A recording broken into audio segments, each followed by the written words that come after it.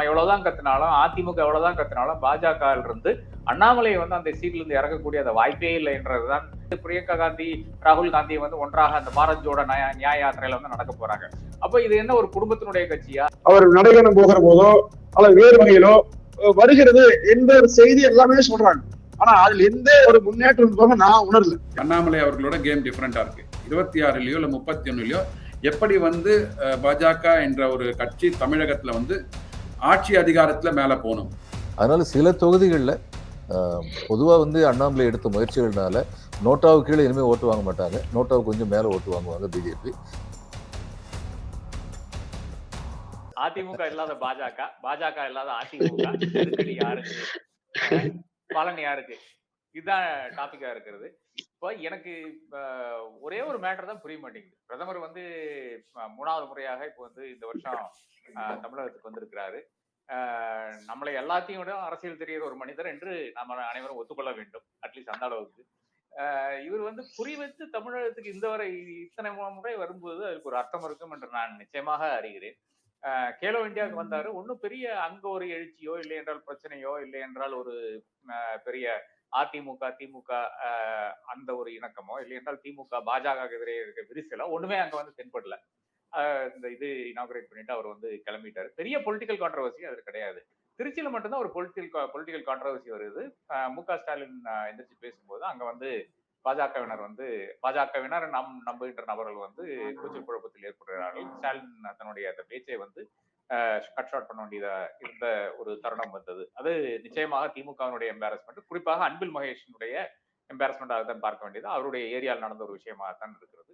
அப்போ அது அங்க ஒரு பொலிட்டிக்கல் ஸ்டேட்மெண்ட் வந்து பாஜக செய்யுது. அதாவது நாங்க நினைச்சா கூட இங்க தமிழகத்தில் வந்து ஒரு இது பண்ணலாம் அப்படின்ட்டு இந்த பாம்பன் பிரிட்ஜினுடைய இனாகுரேஷனுக்காகத்தான் இப்போ வந்திருக்கிறாரு. அப்போ 3 முறை ஒரு பிரதமர் வந்திருக்காரு. ஒரு நைட் வந்து இங்க ஸ்பெண்ட் பண்றாரு. கேலோ இந்தியாவுக்கு வந்து அந்த தருணத்தில் வந்து இங்க ஒரு நைட் வந்து ஸ்பெண்ட் பண்றாரு. இதுக்கு முன்னால ஒரு முறை வந்து நைட் ஸ்பெண்ட் பண்ணாரு. அதன் பிறகுதான் அதிமுக அவ்வளவு பிரச்சனை வந்தது. அந்த டெத்துக்கு வந்த சமயத்துலதான் அது அதனுடைய அது பல பொருட்கள் இருக்குது, அர்த்தங்கள் இருக்குது. அப்ப என்னை பொறுத்தவரை வந்து இதே, அதாவது பாஜகவும் அதிமுகவும் தனித்து நிக்கிறதே வந்து பாஜகவினுடைய அந்த ஒரு எண்ணத்தில் தான் என்றுதான் நான் காண்கிறேன். என்றால் என்னை பொறுத்தவரை இப்போ வந்து கன்னியாகுமரி இருக்குல்ல, கன்னியாகுமரியில வந்து அந்த கான்ஸ்டிடுவன்சியில லோக்சபா கான்ஸ்டிடுவன்சியில வந்து அனைவரும் தனித்து போட்டியிட்டால் என்ன நடக்கும் என்று 2014 நாம் பார்த்தோம். ராதாகிருஷ்ணன் ஜெயிச்சு வர்றதுக்கு காரணம் என்னவென்றால் அனைத்து கட்சிகளும் வந்து தனியாக நின்றது. அதாவது அதிமுக நின்றது, திமுக நின்றது, காங்கிரஸ் நின்றது, அதே மாதிரி பாஜக தனித்து நின்றது. அந்த ஒரு தருணத்தில் மட்டும்தான் பாஜகவினால் வெற்றி பெற முடியுது. அப்போ ஒவ்வொரு கான்ஸ்டிடுவன்சி வந்து குறிவித்து தான் பார்க்கிறார்கள் என்றதுதான் எனக்கு என்னுடைய அந்த யுக்தியில் வருகின்ற ஒரு விஷயமா இருக்கிறது. அதே மாதிரி தென்காசியில வந்து எக்ஸ்டென்சிவா ஒர்க் பண்ணியிருக்காங்க. தென்காசியில தான் ஒரு லெபார்டரின்னு பாத்தீங்கன்னா, பாஜகவினுடைய லெபார்டரின்னு பாத்தீங்கன்னா தென்காசியா தான் இருக்குது. ஒன் ஆஃப் கோர்ஸ் ஸ்ரீதர் வம்பு இருக்கிறாரு. 27,000 கோடிக்கு சொந்தமான ஒரு நபர், ஆஸ்தி இருக்கின்ற ஒரு நபர். அவர் பல விஷயங்கள் வந்து அங்க கிராமங்களில் செய்து கொண்டிருக்கிறார். இந்த பக்கம் பாத்தீங்கன்னா நேராக இந்த அட்மினிஸ்ட்ரேஷனுடைய ஒரு பெரிய ஒரு மேசிவ் மெத்தனப்போக்கு, ஹிமாலயன் மெத்தனப்போக்கு என்று கூறலாம். ஏனென்றால் ஆட்சியாளர்கள் மாறிக்கொண்டே வருகிறார். அதாவது அங்க இருக்கின்ற மாவட்ட ஆட்சியாளர்கள் மாறிக்கொண்டே இருக்கிறார்கள். ஒரு ஸ்திரதை இல்லாத ஒரு விஷயமா இருக்கிறது. அதே மாதிரி எஸ்பி மாறிக்கொண்டிருக்கிறார்கள். இது அந்த அந்த மாவட்டத்துக்கு சென்று சேர வேண்டிய பல விஷயங்கள் வந்து நடக்காத ஒரு புது டிஸ்ட்ரிக்டா இருக்கிறது.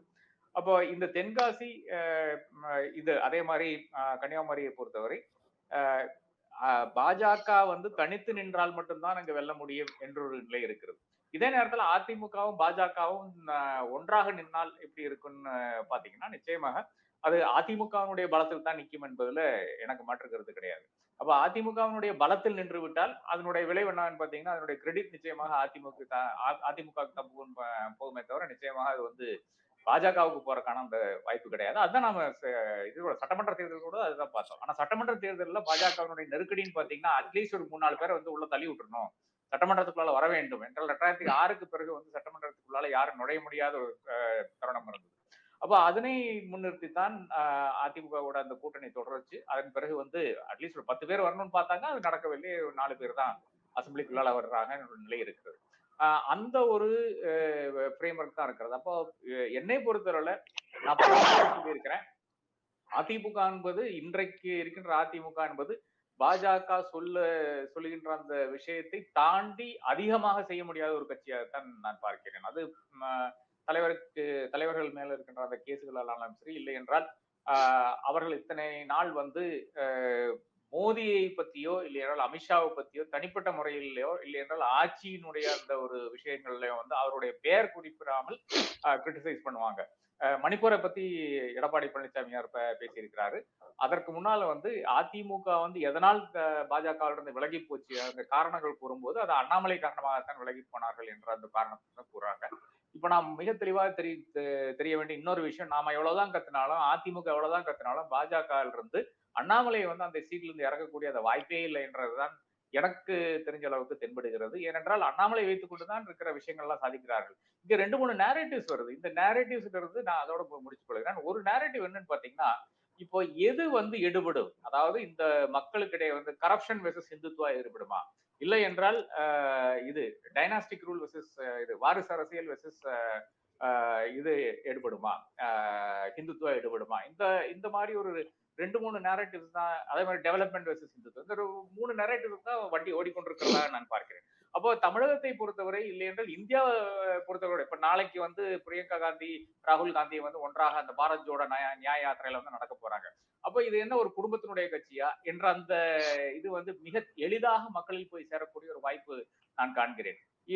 இது இன்னைக்கு ஒரு பிரச்சனையாகத்தான் இருக்கு. தமிழகத்திலும் இது ஒரு பிரச்சனையாகத்தான் இருக்கிறது. எந்த அளவுக்கு வந்து உதயநிதி ஸ்டாலின் ஏறத்தாழ ஒரு நம்பர் 2 வந்திருக்கிறாரோ திமுகல, அப்ப அதை வைத்துத்தான் அடுத்த அரசியல் நடக்குமா என்ற அந்த கோணத்துல தான் நான் அதை பார்க்கிறேன். அதே மாதிரி தான் இப்ப டெல்லியில பாத்தீங்கன்னா சந்தீப் தீக்ஷித் என்ற ஷீலா தீக்ஷித்தோட மகன் வந்து அடசலாம போயிருக்கிறாரு. அதுவும் இந்த அரசியல் வாரிசு என்ற ஒரு அடிப்படையில் தான் வருகிறது. அப்ப அடுத்த தேர்தலுக்கு வருகின்ற அந்த லிஸ்ட் இருக்கு. இப்ப இது Mallikarjun கார்கேனுடைய son in law contest பண்றதாக பேசிக் கொண்டிருக்கிறார்கள்.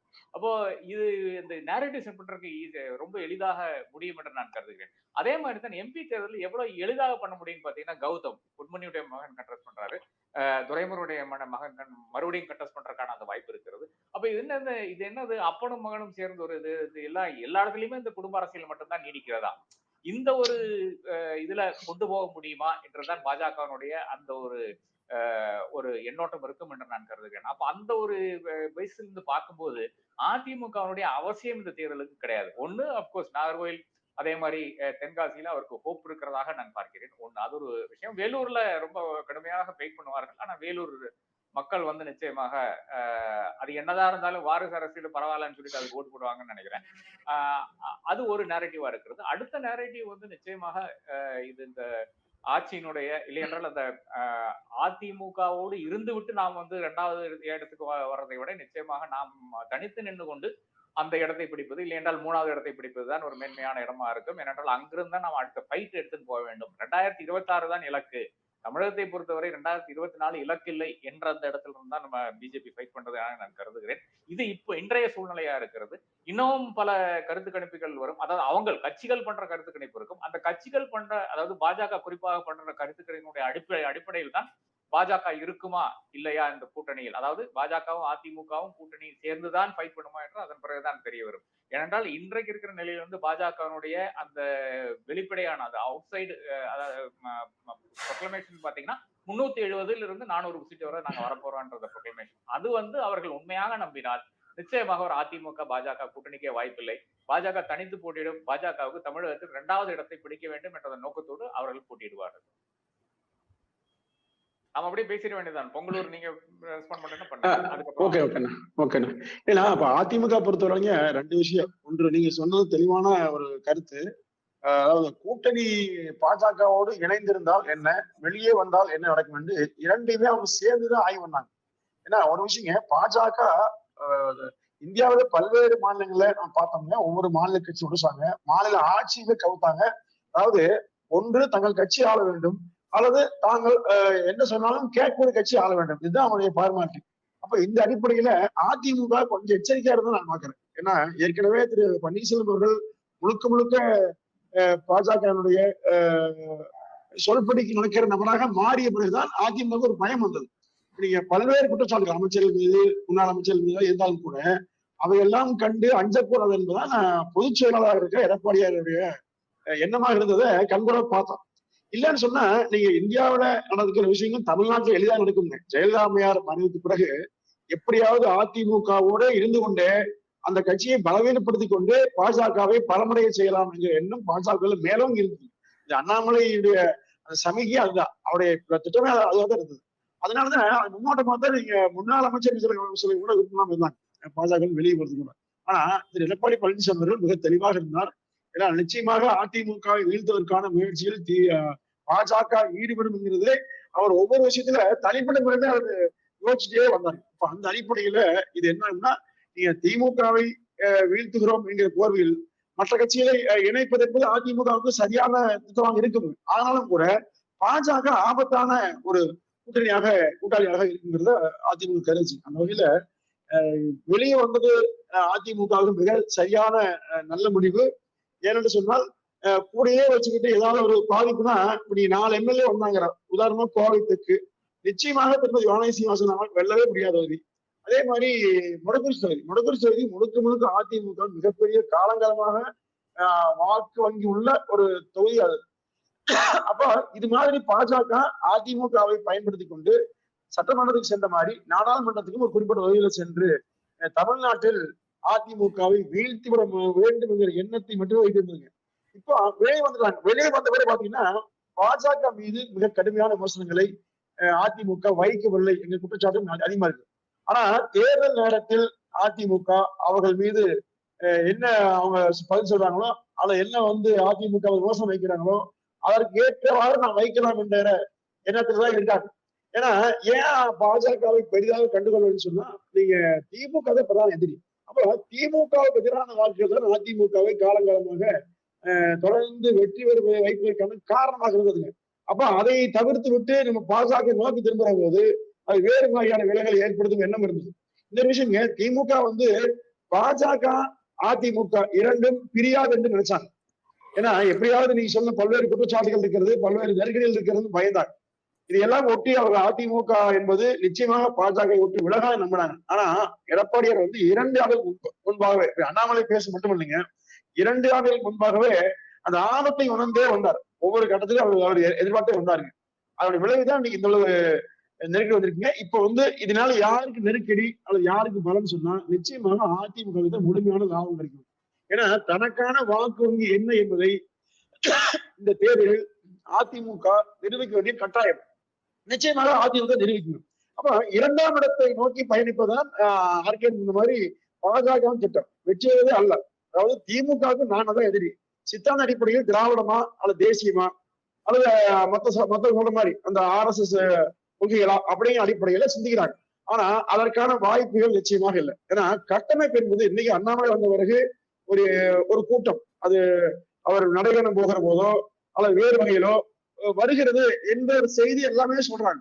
ஆனா அதுல எந்த ஒரு முன்னேற்றம் நான் உணரல. என்ன காரணம்னா ஏற்கனவே பாத்தீங்க வைகோ உட்பட ஒரு 20 லட்சம் இளைஞர்கள் திரு அண்ணாமலை நோக்கி பயணித்தாலும் கூட அது மொத்தம் பதிவாகிற வாக்குல 1% இருக்கலாம்ங்க அல்லது 1.5 இருக்கலாம். அதை தாண்டி அதிமுக எதிர்த்து பாஜக வளர்ந்து விட்டது என்று கணக்கிடுவர்களுக்கு மிகப்பெரிய ஏமாற்றத்தை இருக்குங்க. அதனால இதை பொறுத்தவரையில் பாஜக இல்லாத அதிமுக என்பது நிச்சயமாக அதிமுக மிகப்பெரிய பலம். கீழ்மட்ட வகையில் பாத்தீங்கன்னா தொண்டர்கள் மத்தியிலேயே மிகப்பெரிய வரவேற்பு கொடுத்தது. ஆனா மாதிரி சில நிர்வாகிகள் மத்தியில சில குழப்பம் இருந்ததுங்க. இன்னுமே சில விரும்புறாங்க. ஆனா தொண்டர்கள் வரவேற்கிறாங்க. காரணம் என்ன, நம்மோட கட்சியை அவர் முழுது பாக்குறாங்க அப்படிங்கிற எண்ணம் எல்லா மனதிலுமே இருந்ததுங்க.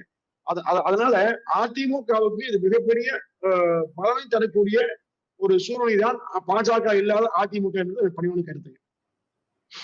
சிஏவி சொல்லுங்க கேட்கிறேன். அதாவது சார், இப்போ எந்த ஒரு தேசிய கட்சியும் ஒரு மாநில கட்சியில மாநில அரசியல்ல கூட்டணி வைக்கும் போது என்ன நடந்தது நம்ம பார்த்திருக்கோம். காங்கிரஸ் பாத்தீங்கன்னா கிட்டத்தட்ட ஒரு 1967 ஆண்டுகள் வரைக்கும் அவங்க ஆண்டாங்க. அதுக்கப்புறம் பாத்தீங்கன்னா திராவிட கட்சிகளோட கூட்டணி வச்சாங்க. எதர் எனக்கு தெரிஞ்ச வரைக்கும் பாத்தீங்கன்னா அதிமுக இருப்பாங்க, திமுக இருப்பாங்க.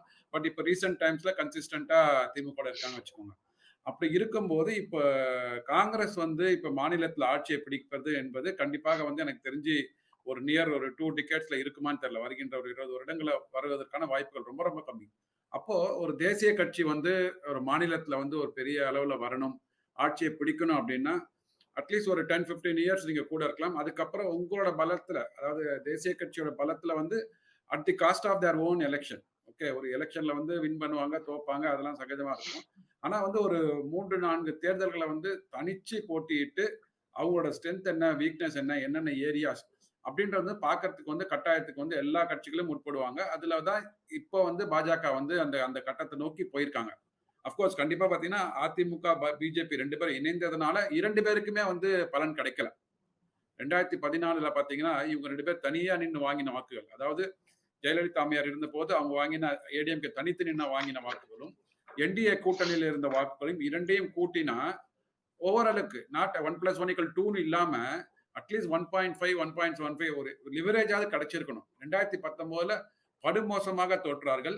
அதுவும் பாத்தீங்கன்னா சில கட்சிகள் சில தொகுதிகளில் பாத்தீங்கன்னா எஸ்பெஷலி வந்து இப்போ 9 தொகுதிகளை தேர்ந்தெடுத்து பிஜேபி வந்து ஒரு 2.5 வருஷத்துக்கு முன்னாடியில இருந்து ஒர்க் பண்ண ஆரம்பிச்சிட்டாங்க. எல்முருகன் தலைமையில், உங்களுக்கு தெரியும் நினைக்கிறேன்.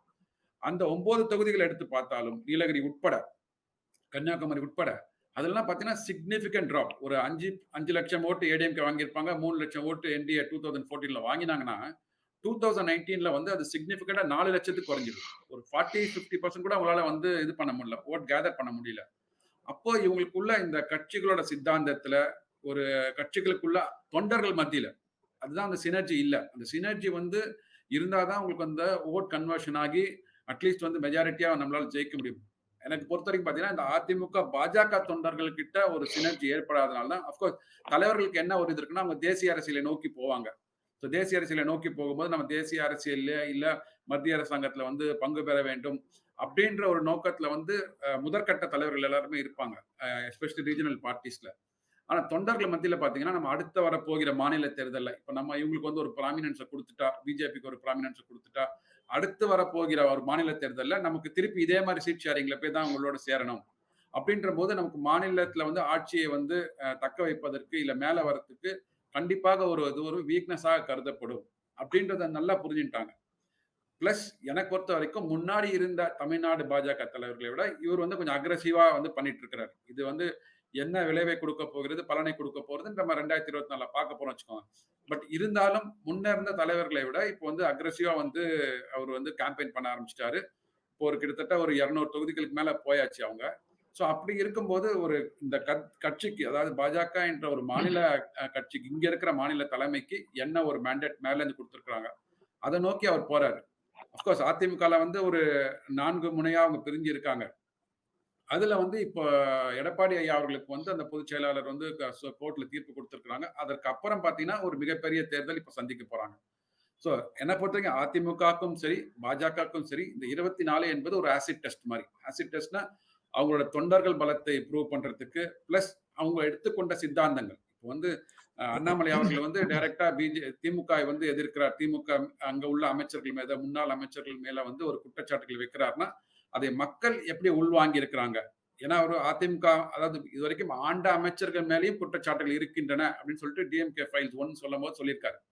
ஸோ அதனால இவர் வந்து இன்னும் ஒரு கொஞ்சம் காலகட்டத்தில் கண்டிப்பாக முன்னாள் ஆண்ட அமைச்சர்கள், அது காங்கிரஸ்ல இருந்தாலும் சரி அதிமுக இருந்தாலும் சரி, அவர்கள் மேலேயும் அந்த என்ன ஏதாவது குற்றச்சாட்டுகள் இருந்தா அதை வந்து வெளியில கொண்டு வருவதற்கு இவர் கட்டாயப்படுத்தப்படுவார். அப்படின்னு அங்கேருந்து தான் பிரிவுகள் ஸ்டார்ட் ஆக ஆரம்பிச்சது என்ன பொறுத்த வரைக்கும்.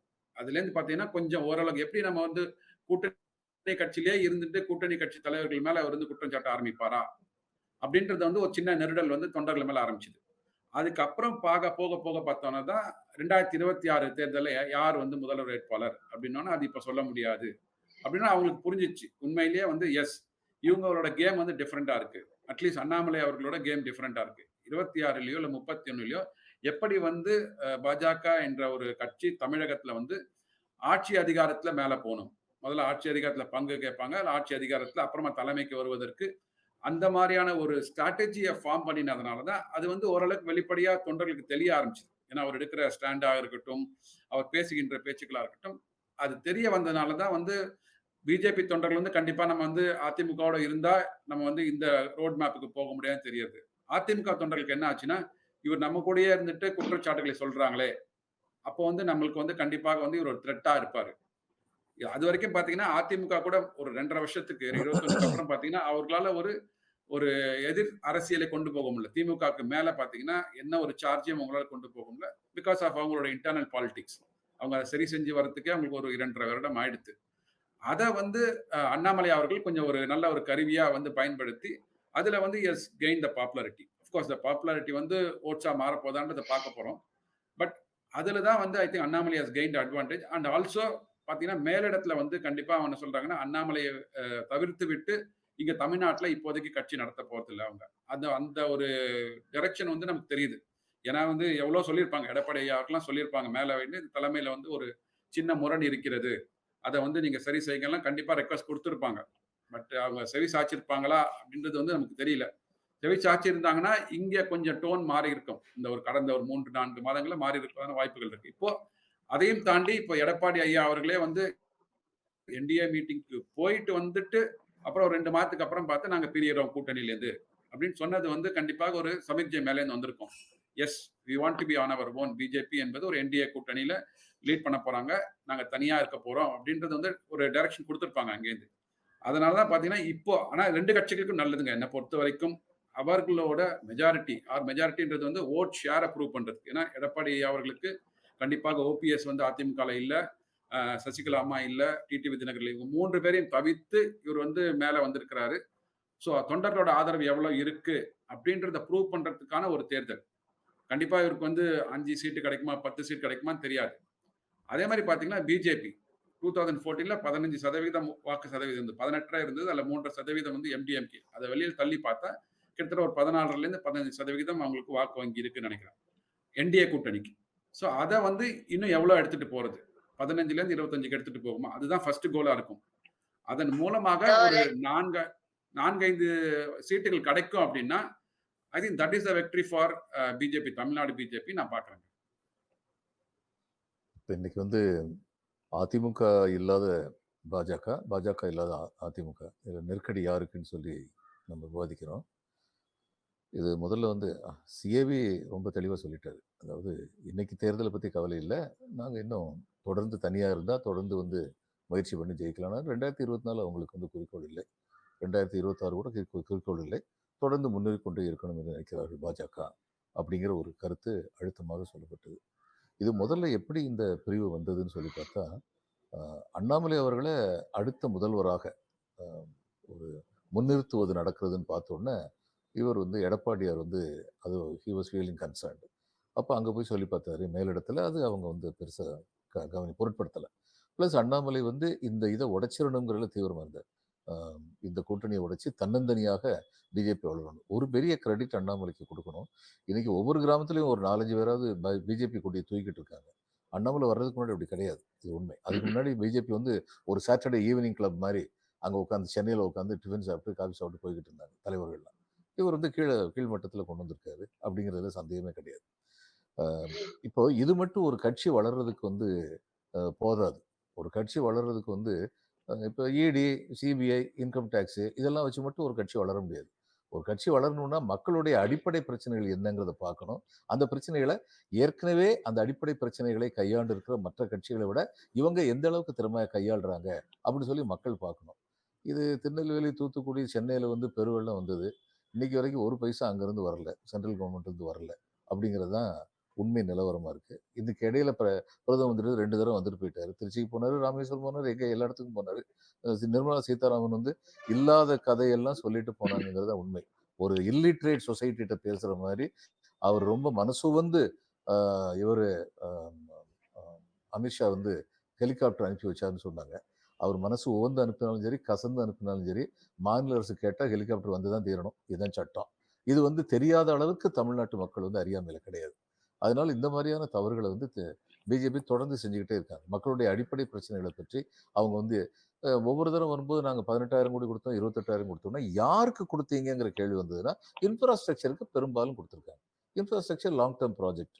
அதில் வந்து பேசிக் பெனிஃபிட்டுங்கிறது வந்து வசதி உள்ளவங்களுக்கு தான் போய் சேரும். இந்த ட்ரிக்கிள் டவுன் எஃபெக்ட்னு எக்கானமியில் ஒன்று சொல்லுவாங்க. வசதி நிறைய வந்துருச்சுன்னா இவ்வளோ வச்சுக்கிட்டு என்ன பண்ண போறேன்னு சொல்லிட்டு அவங்க பெருந்தன்மையானவங்க ஆயிடுவாங்கன்னு. ஆனால் இந்த ட்ரிக்கிள் டவுன் தியரி வந்து இது வரைக்கும் எந்த ஒரு நாட்டிலும் உலக நாட்டில் வெற்றிகரமாக நடந்ததில்லை. அதனால இங்கேயும் அது நடக்க போவதில்லை. இவங்களுடைய எக்கனாமிக் பிரின்சிபிள் என்னங்கிறது ரொம்ப தெளிவாக எல்லாருக்கும் தெரியும். It's not bro poor, it is not bro under privilege. அது தவிர தமிழ்நாட்டுக்கு வந்து எப்பயுமே ஒரு வரப்பு தகராறு வந்து மத்தியில் ஆள்றவங்க கூட உண்டு. அது காங்கிரஸ்னாலும் சரி, பிஜேபினாலும் சரி. அந்த வரப்பு தகராறு எப்பயுமே உண்டு. அந்த வரப்பு தகராறு இன்னைக்கு விரிவுபடுத்தப்பட்டிருக்கிறது பிஜேபியுடைய ஆட்சியில. அப்படிங்கிறது சந்தேகமே கிடையாது. எல்லா இதுலயும் ஆரம்பத்துல இருந்து ஐஐடியில தமிழ் தாய் வாழ்த்து பாட்ட போடக்கூடாதுன்னு சொல்லுவாங்க.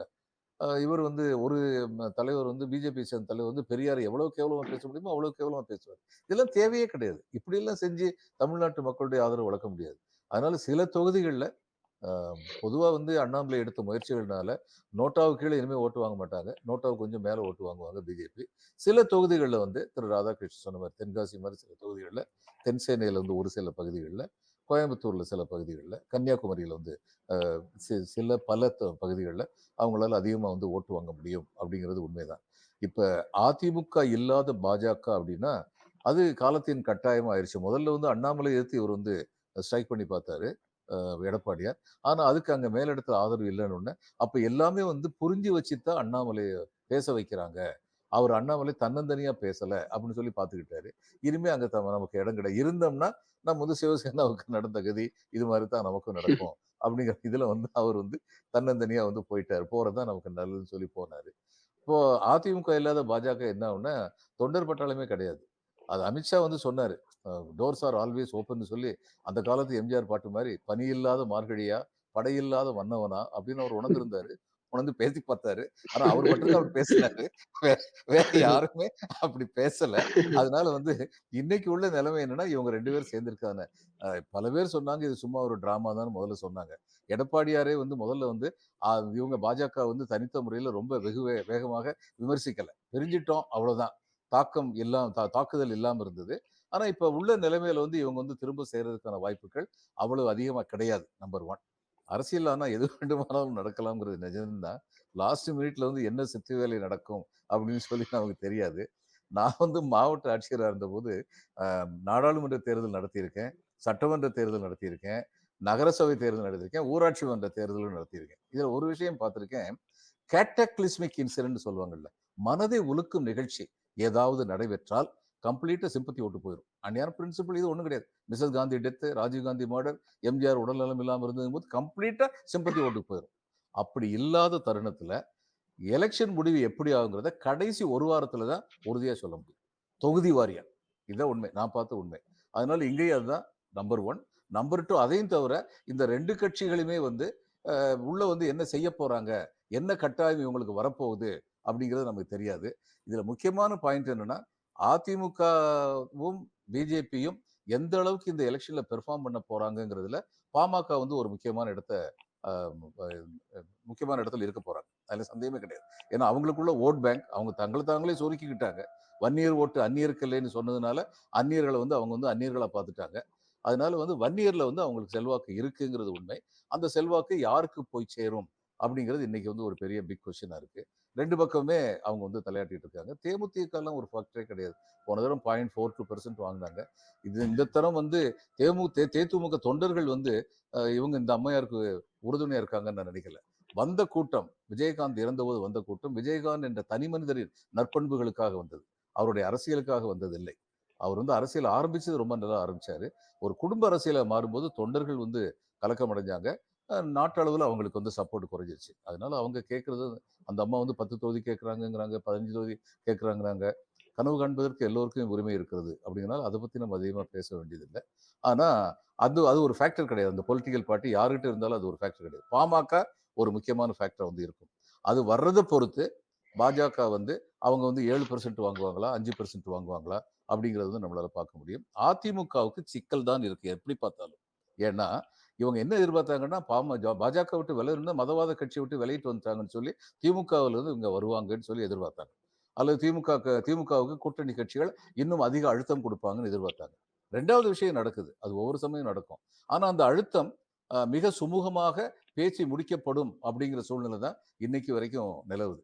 அதுக்கப்புறம் முக்கியமான விஷயம் என்னன்னா நானும் ஆர்கேயும் வந்து ஒரு மீட்டிங் செம்மலையும் இருந்தார் அந்த டிஸ்கஷன்ல. அதனால செம்மலை கடைசியில எங்க 2 பேரும் பார்த்து ரொம்ப கஷ்டப்பட்டு நடுநிலைமையாளர்னு சொல்லுவாங்கலாம் நடுநிலைமையா இருக்கணும். இப்படிலாம் பேசக்கூடாதுன்னு சொல்லிட்டு போயிட்டாரு. ஏன்னா நாங்க ஒரு கேள்விதான் கேட்டோம். நீங்க மதச்சார்பின்மை பத்தி பேசுறீங்க. பாஜக மதச்சார்பினால் நம்பிக்கை இல்லாத கட்சின்னு எல்லாரும் சொல்றாங்க. எல்லாருக்குமே அப்படிப்பட்ட உணர்வு தான் இருக்கு. அவங்களே அப்படித்தான் சொல்றாங்க. 80-20ன்னு பேசுறாங்க. அப்ப நாளைக்கு வந்து மதச்சார்பின்மைக்கு எதிரா அவங்க ஒண்ணு செய்யும்போது நீங்க என்ன செய்வீங்க? அப்படின்னு சொல்லி கேட்டா, அவங்க அரசாங்கம் ஃபார்ம் பண்ணிட்டாங்கன்னா, நாங்க பார்லிமெண்ட்ல அதை எதிர்த்து நிச்சயமா போராடுவோம். நான் சொன்னேன், உங்க போராட்டத்துல என்ன நடக்கும்? அதான் ஏற்கனவே அவங்க மெஜாரிட்டியோட வந்துட்டாங்கன்னா, அப்ப உங்களுடைய கூட்டணி வந்து கொள்கை கூட்டணியா இல்லையே? அவரு எங்க கூட்டணி தேர்தல் கூட்டணி அப்படின்னாரு. தேர்தல் கூட்டணியா இருந்துக்கிறதுல பிரயோஜனம் இல்லையே, கொள்கை கூட்டணியால இருக்கணுமே அப்படின்னு. அதுதான் அவருக்கு வருத்தமா போச்சு. ஸ்விட்ச் ஆன் ஆஃப் பண்ணதுக்கு அப்புறம் சொன்னார். He is a gentleman. ஸ்விட்ச் ஆஃப் பண்ணதுக்கு அப்புறம் சொன்னாரு. என்னையும் ஆர்கையும் பார்த்து நடுநிலைமையா இருக்கவங்க எல்லாம் நடுநிலைமையா இருக்கணும். இப்படிலாம் பேசக்கூடாது அப்படின்னு சொல்லி சொன்னாரு. இப்போ பிரச்சனை என்ன வருதுன்னா, அதிமுகவுக்கு வந்து they cannot shed off their old albatross from around their neck. அது ஒரு பெரிய பிரச்சனை தான் அதிமுகவுக்கு. விவசாயிகள் பிரச்சனைகளை கையாண்டுவதுமாகட்டும், சிஏஏ பிரச்சனைகளை எடுத்த நிலைப்பாடாகட்டும், இது மாதிரி சொல்லிக்கிட்டே போலாம். நம்ம வந்து பல விஷயங்களை சொல்லிட்டு போலாம். முக்கியமா இவங்க வந்து மாநில உரிமைகளை காப்பாற்றுவதுன்னு சொல்லி முழக்கத்தை வந்து எடப்பாடியார் வச்சிருக்காரு. ஒரு கேள்வி எழுப்பப்படும். இத்தனை வருஷமா வாழ்ந்த அரசுகள்ல இந்த அதிமுக அரசு மட்டும்தான் தமிழர் அல்லாதோர் தமிழக அரசுடைய வேலை வாய்ப்புகளில் சேர முடியும் அப்படின்னு ஒரு ஜியோ இஷ்யூ பண்ணு. அப்படி அந்த அந்த ஜியோவுக்கு மாற்றா வந்து இவங்க வந்து தமிழர் அல்லாதோர் வரக்கூடாதுன்னு சொல்லியிருந்தாங்கன்னா உடனே திமுக பிரிவினைவாதம் பேசுறாங்கன்னு சொல்லியிருப்பாங்க. அதனால இவங்க வந்து ரொம்ப சாமர்த்தியமா சரியான முடிவு எடுத்தாங்க. கிளாஸ் 10க்கு வந்து சிலபஸ்ல வந்து தமிழ்நாடு சிலபஸ்ல தமிழுக்கு வந்து என்ன பாடத்திட்டம் இருக்கோ அந்த பாடத்திட்டத்துல பாஸ் பண்ணணும் முதல்ல. அதுல பாஸ் பண்ணவங்க தான் அடுத்து டிஎன்பிஎஸ்சி எக்ஸாம்லயே உட்கார முடியும் அப்படின்னு சொல்லி சொன்னாங்க. இது மூலம் வந்து அவங்க ரொம்ப தெளிவுபடுத்திட்டாங்க. தமிழர்களுக்கு முன்னுரிமை, தமிழர் அல்லாதவர் வந்து அந்த அளவுக்கு தமிழ் படிச்சாங்கன்னா தாராளமா வரட்டும், அதை பத்தி ஒன்றும் பிரச்சனை இல்லை அப்படின்னு சொல்லிட்டாங்க. இப்ப எல்லா பல மாநிலங்கள்ல வந்து தங்கள் சொந்த மாநிலத்தை சேர்ந்தவங்களுக்கு தான் முன்னுரிமை கொடுக்குறாங்க. பாஜக ஆடுறதா இருக்கட்டும், மகாராஷ்டிராவா இருக்கட்டும், எல்லாமே கொடுக்குறாங்க. அப்ப நம்ம தமிழ்நாட்டுல என்ன, தமிழ்நாட்டுல வந்து எல்லா தமிழ்நாட்டு இளைஞர்களுக்கும் வேலை கிடைச்சிருச்சு. ஆனா இன்னும் நிறைய வேலை இடங்கள் காலியா இருக்கு தமிழக அரசுல நிலைமையா இருக்கு. எதனால இப்படி ஒரு சட்டத்தை கொண்டு வந்தா ஜியோ இஷ்யூ பண்ணாங்க? இது இவங்களுக்கு எதிராக போகும். பேச்சுன்னு சொல்லி வச்சு பார்த்தா எப்பயுமே எலெக்ஷன் வந்து ஆர்கே மாதிரி இங்க நீங்க 2 பேரும் எல்லாருமே வந்து தமிழ்நாட்டு அரசியல் வந்து உன்னிப்பா கவனிக்கிறவங்க. பொதுவா வந்து அரசியல்ல வந்து 2 விதமான வாக்குகள் உண்டு. Committed votes and neutral votes. 2 vote இருக்கு. இப்ப டிஎம்கேக்கு ஏடிஎம்கேக்கு ஏறக்குறைய 22, 25 2 பேருக்குமே இருந்தது. மத்த எல்லா பார்ட்டிக்கும் சேர்த்து ஒரு 20, 25% இருக்கு. நம்ம மறந்துடக்கூடாது. கமிட்டட் நான் கமிட்டட் ஓட்டர்ஸ், நியூட்ரல் ஓட்டர்ஸ் 25% இருக்காங்க. 20ல இருந்து 25%. அவங்க என்ன பண்ணுவாங்க? அந்த நேரத்துல அவங்க யாரு நல்லாட்சி புரிவார்கள் என்று நம்புகிறார்களோ அல்லது நல்லாட்சி செய்கிறார்கள் என்று நம்புவார்களோ அவங்களுக்கு அந்த ஓட்டை போடுவாங்க. இப்ப 1977ல கடைசி நிமிஷத்துல ஜனதா பார்ட்டி ஃபார்ம் ஆச்சு. அப்படி இருந்தும் ஜனதா பார்ட்டி அவ்வளவு பெரிய வெற்றி பெற்றது காரணம், எமர்ஜென்சியினால துயரப்பட்ட மக்கள் வந்து தங்களுடைய துயரங்களுக்கு வடிகாலுக்கு ஒரு வழி இருக்காதான்னு தவிச்சுக்கிட்டு இருந்த நேரத்துல ஜனதா பார்ட்டி ஃபார்ம் பண்ணாங்க.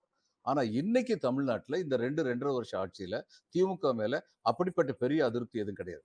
அதனால வந்து இந்த நியூட்ரல் ஓட்டர்ஸ் வந்து அப்படி ஒட்டுமொத்தமா திமுகவுக்கு எதிராக வாக்களிப்பாங்கிற நிலைமை கிடையாது.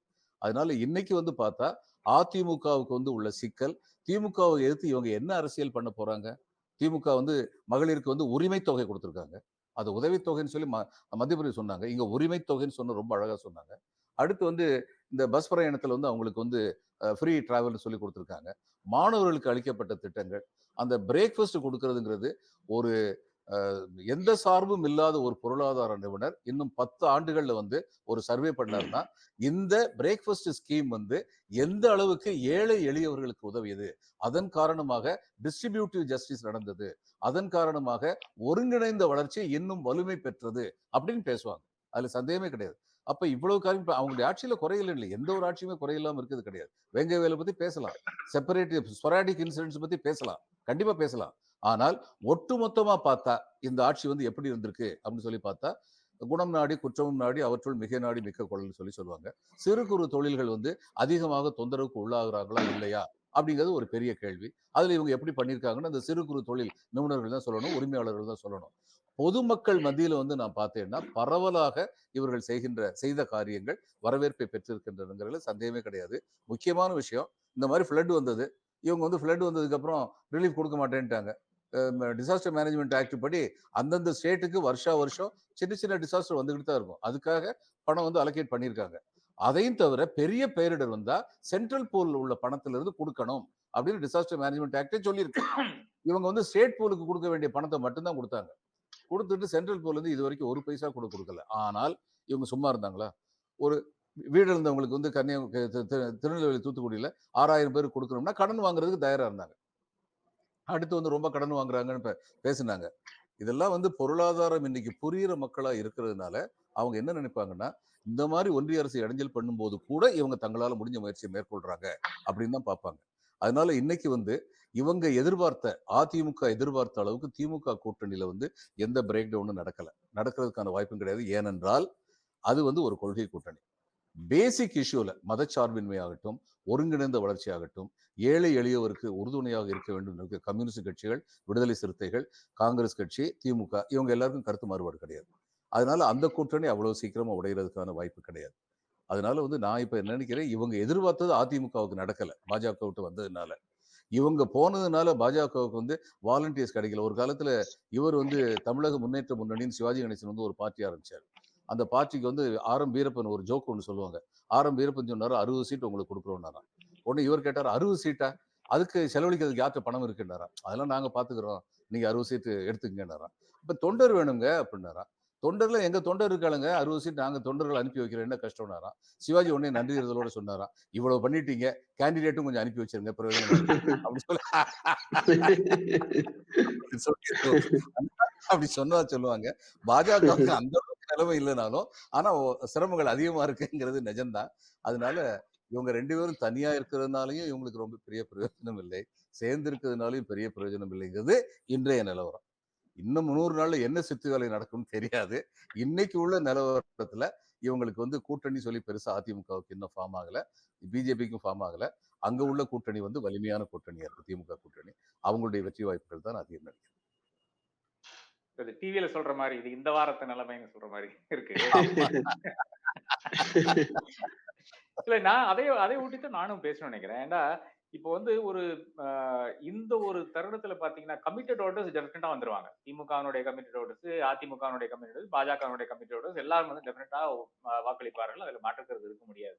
ஆனால் இந்த ஒரு தேர்தல் என்பது தமிழகத்தை பொறுத்தவரை இப்போ வந்து கொஞ்சம் இந்த மில்லேனியல்ஸ், ஜென்சி, அதாவது இப்போ இருக்கின்ற ஃபர்ஸ்ட் டைம் ஓட்டர்ஸ் இல்லைன்றால் செகண்ட் டைம் ஓட்டர்ஸ் இவர்கள் வந்து இந்த பல விஷயங்கள்ல வந்து ரொம்ப ஒரு கான்ட்ரரியான நிலைப்பாடுகள் வந்து எடுத்துக்கொண்டிருக்கிறார்கள். எப்படின்னு பாத்தீங்கன்னா அப்படியே சொசைட்டில வித்ரா பண்ற மாதிரி அவர்களுக்குள்ளாலே அவர்கள் வந்து இருக்கிற மாதிரி நம்ம வீட்டுல இருக்கின்ற அந்த நெக்ஸ்ட் ஜெனரேஷனை பார்த்தாலும் நமக்கு தெரியும் நினைக்கிறேன். அதுக்கு இல்லைன்னா அதுக்கு அடுத்த ஜெனரேஷனை பார்த்தாலே நமக்கு தெரியும்.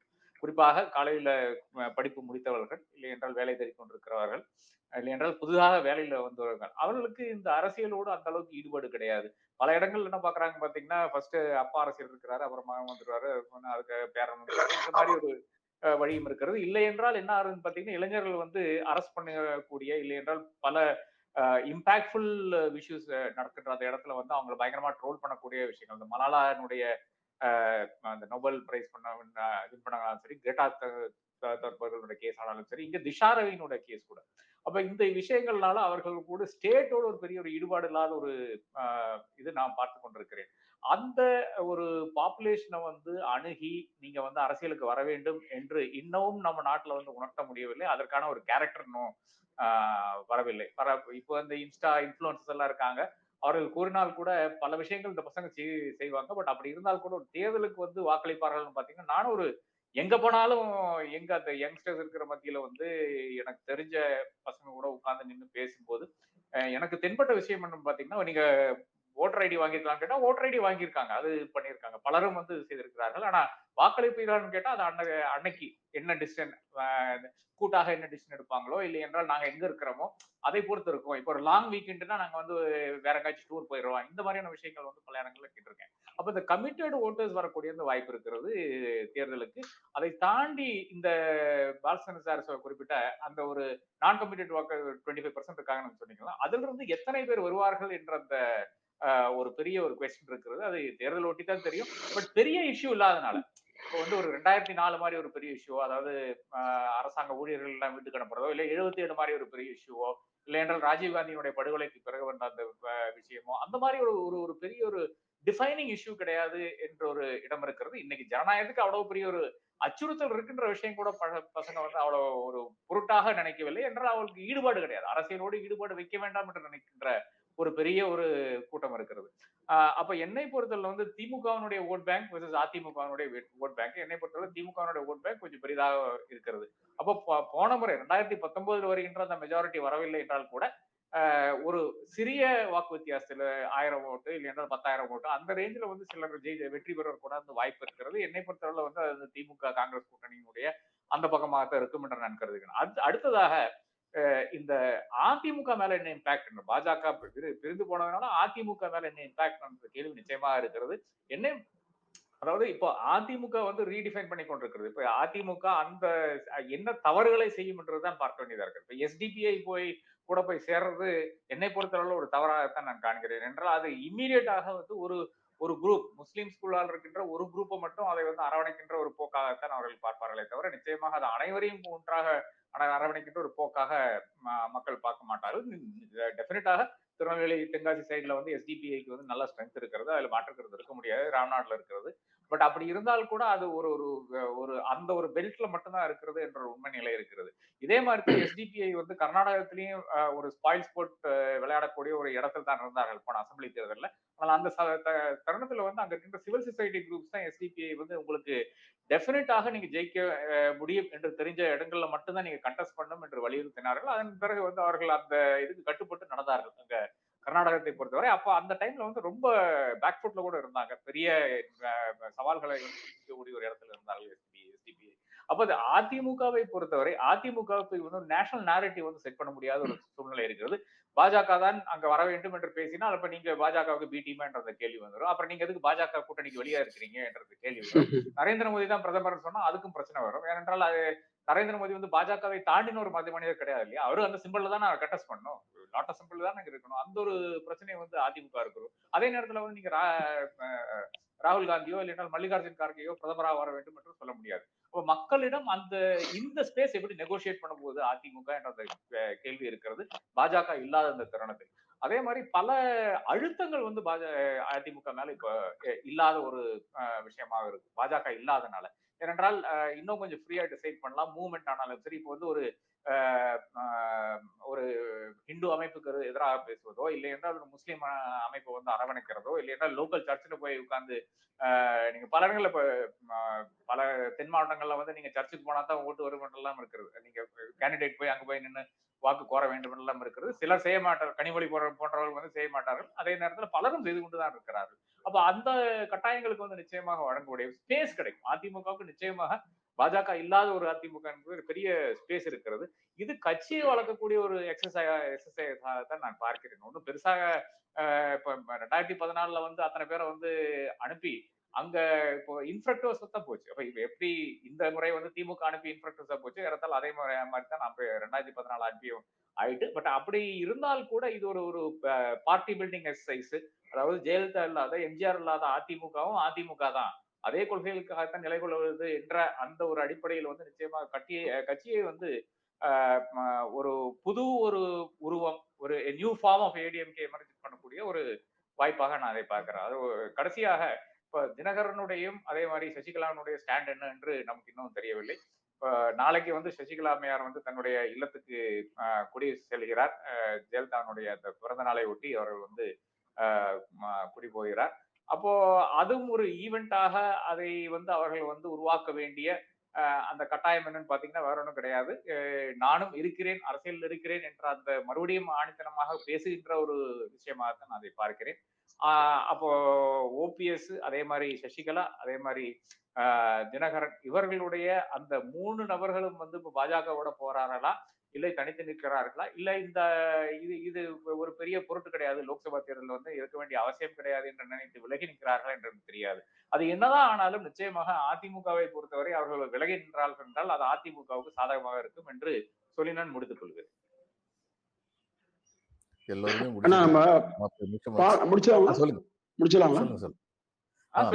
பாலச்சந்திரன் அண்ணன் சொன்ன ஒரு விஷயங்கள் வந்து அது சரிங்க. ஏன்னா அந்த அதிமுக திமுக பாஜக எல்லா கட்சியும் ஒரு வாக்குறுதி இருக்குது, அது குறிப்பிட்ட மாறாது. ஆனா நடுநிலை வாக்குல பெரும்பாலும் திமுக உண்மைங்க. அது வந்து நீங்க அதிருப்தி இல்லைன்னு சொன்னது கொஞ்சம் வருத்தம்னா, அதிருப்தி நிறைய திமுக மட்டும் இருக்கு, நிறைய இருக்குது. ஒவ்வொரு கிராமங்கள்ல நான் கிராமத்துக்கு எல்லா ஊர்லயுமே இருக்கு. பாஜகவுக்கு அண்ணாமலை வந்தவரு குறிப்பிட்ட ஒவ்வொரு ஊர்லயே வாழ்க்கை இருக்காங்கிறது மறுபடிய விஷயம். ஆனா அதிமுகவுக்கு ஒரு வாக்கு வங்கி கணிசமாக கூடியது உண்மைங்க. நீங்க உண்மை சொன்னா பட்டியல மக்கள் மத்தியில திமுக மீது அதிகமான அனுதாபம் வந்து கடந்து வாக்களிச்சாங்க.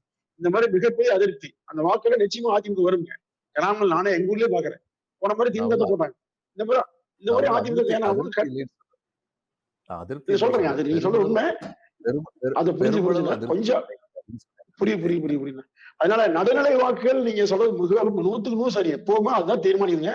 அது நிச்சயமா அதிமுகவுக்கு வருங்கிறது என்னுடைய கருத்துங்க. இல்ல என்னுடைய கருத்து போன எலெக்ஷன்ல இருந்ததை விட மார்ஜின் சரி. ரெடியூஸ் ஆகும் தொகுதிகள்ல. புரியுது. ஆனா வெற்றி வாய்ப்பு வந்து இன்னும் திமுக கூட்டணிக்கு அதிகமா இருக்கு. நான் மறுபடியும் புரியுது. சொல்லிட்டேன். இந்த வாரம் ராசி பலன் மாதிரி இன்னைக்கு தேதிக்கு தேர்தல் நடந்தா அதான் situation. என்னோட கருத்து என்னன்னா சார், ஆன்டி இன்கம்பன்சி கண்டிப்பாக இருக்கிறது திமுக அரசாங்கத்துக்கு மேல. ஆனா அது வந்து யார் அறுவடை பண்ண போகிறார்கள்? அதிமுக அறுவடை பண்ண போதா, பிஜேபி அறுவடை பண்ண போதா? இல்ல அதுதான் 2 பேரும் வந்து சேர்ந்து திமுக கொடுக்க போறாங்க. 2 பேரும் சேர்ந்து திமுக சரி. பார்ப்போம், பொறுத்து இருந்து பார்ப்போம். பட் என்னோட கணிப்பு வந்து பிஜேபிக்கு வரும்ன்ற மாதிரி ஒரு என்னோட கணிப்பு இருக்கு. பார்க்கலாம். சரிண்ணா ரொம்ப சந்தோஷம். நன்றி. ஓகே, நன்றி. தேங்க்யூ. தேங்க்யூ. தேங்க்யூ.